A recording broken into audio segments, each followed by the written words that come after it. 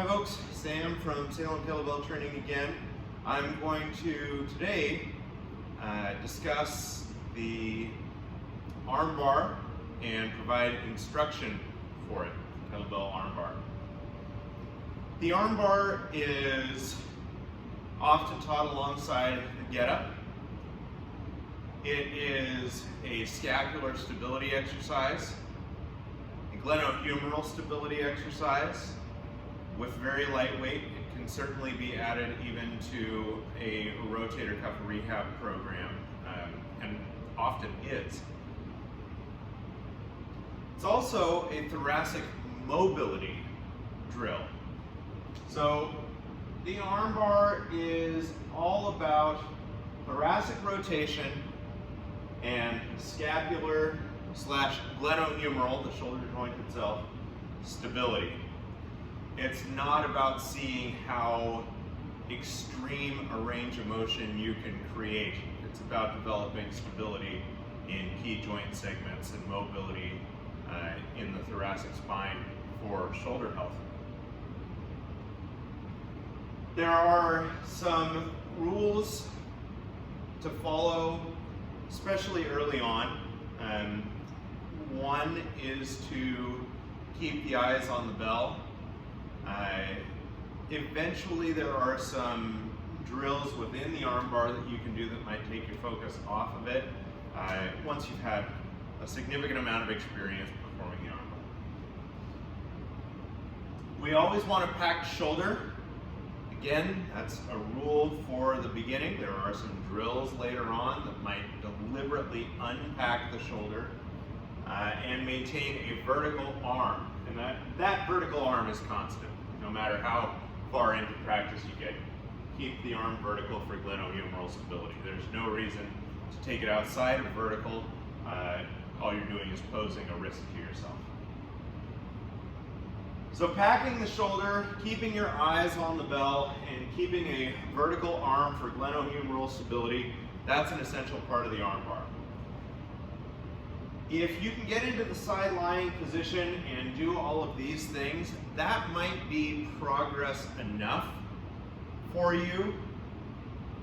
However, if you have adequate mobility to start practicing, you can use these other techniques to improve your mobility even further while performing the armbar.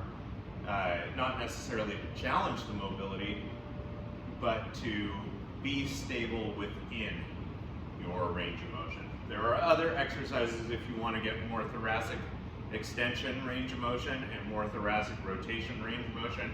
There are plenty of other exercises to do that. You can see some of them in the joint by joint warm-up. There's going to be a pretty extensive list of thoracic rotation drills to get that. But if you want to be stable, maintain a stable shoulder in the presence of that thoracic mobility, the armbar is the drill for you. So I'm going to start just by demonstrating how to get into position. Not using a particularly heavy bell here, but something that's going to give me some feedback. As our get up, so our armbar, we're stacked, shoulders are packed, neck is neutral. I'm going to take a big belly breath in and roll in the fetal position with the power breath out. And just come over onto my back. Check in with the shoulder blades. Are we still packed? Yes, okay, good. Now I'm going to press the bell up. I can do it with one or two hands. It's a light bell. You should be able to do it with one hand, but you can use the other if you want. Your non-kettlebell arm is going to go overhead, or if you have some restricted mobility, you might just put that hand under your head for now.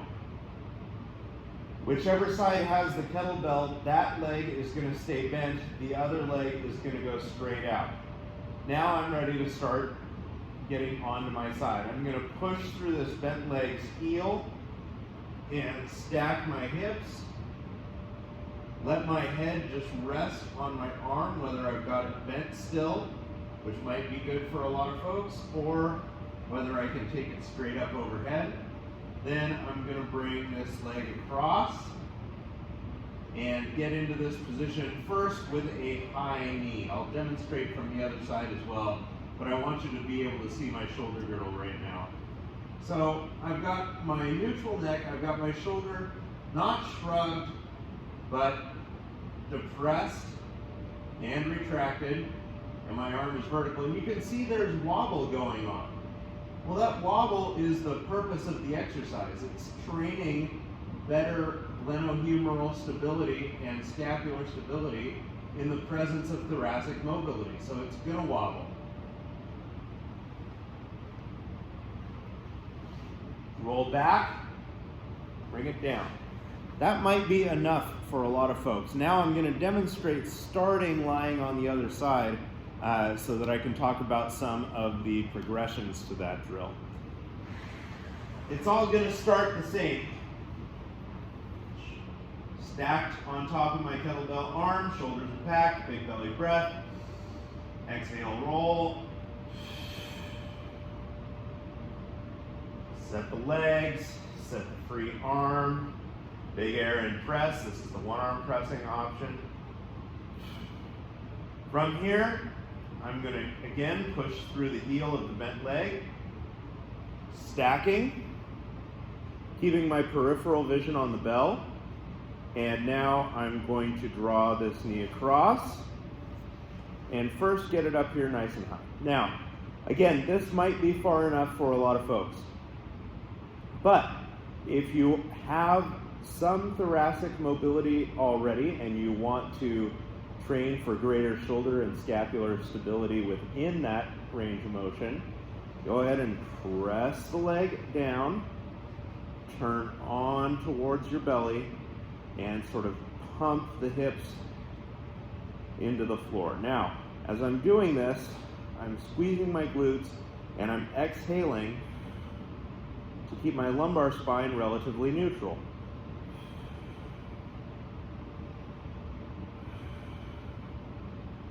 Once I sort of reach a range of motion that I'm comfortable stopping in, now I'm going to work on spreading my collarbones by first lengthening the collarbone on the kettlebell side, and second, walking the hand of my non-kettlebell side arm back.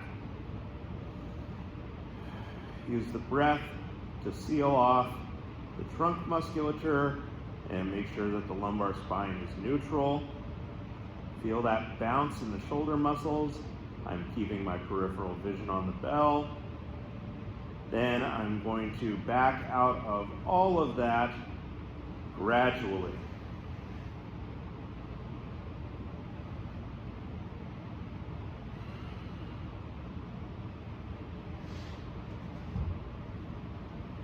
And that's the armbar.